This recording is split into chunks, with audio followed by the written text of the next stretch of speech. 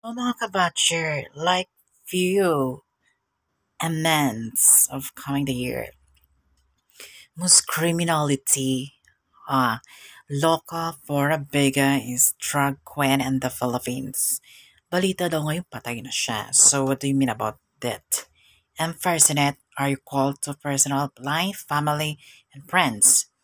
Yung mga friends ng tao, dapat sila may karapatan mag-post sa media. Hindi yung kung sino-sinong tao dyan na nagsisearch lang at mag-post. Wala kayong kung permiso ng mga taong nabubuhay o taong patay para lang issue nyo dyan or something. Power and death. You know what? Here's the problem. Ako nga buhay. Ginagawa kong patay ng mga Philippines sa government. Ito ba? Tingnan mo naman. Busy dito, busy doon. Yung mga speech ko sa YouTube, ayaw pakinggan. Mga speech ko sa YouTube, ayaw pakinggan ng mga politician na to. Kunyari, pasok dito sa tenga, labas doon, walang narinig. Ang antay nila yung bigay ng international foreign money to laundering in the Philippines, kukunin nila, pambili nila ng building at magtatayuan sila ng bridge. Yung mga uwak nagliliparan dyan ng mga dark side planet Earth. You know what?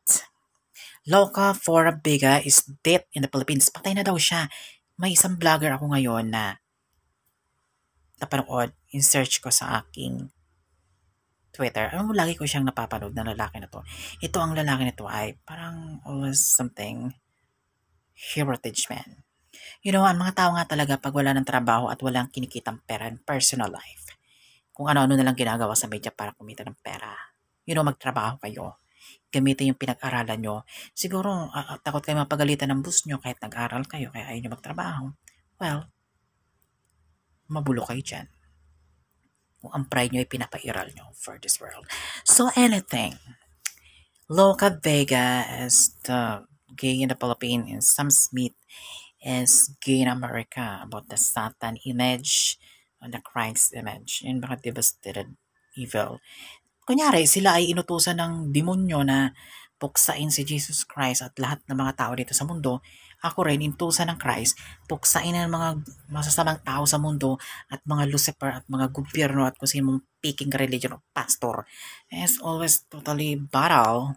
Kaya nga, ang lalabas ay death.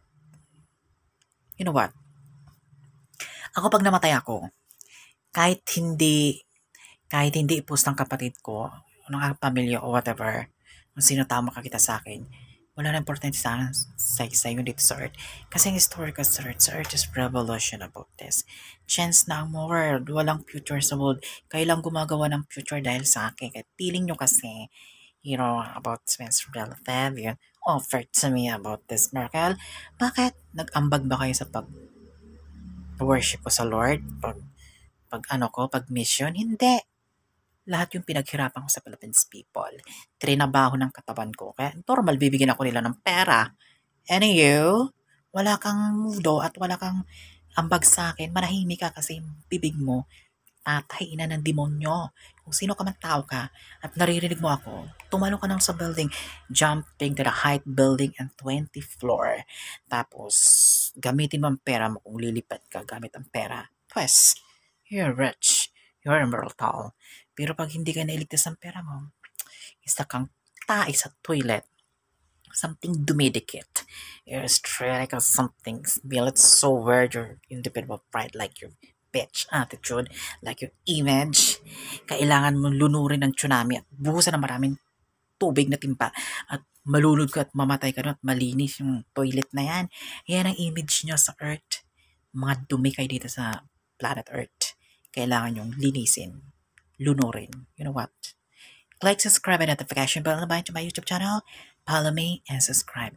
Huwag mong kaligtan ang aking video. Baka bukas, ikaw na ang susunod mamatay.